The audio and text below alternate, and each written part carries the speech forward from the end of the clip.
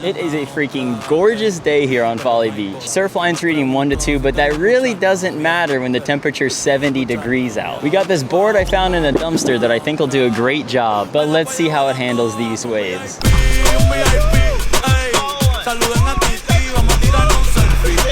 Water clarity test.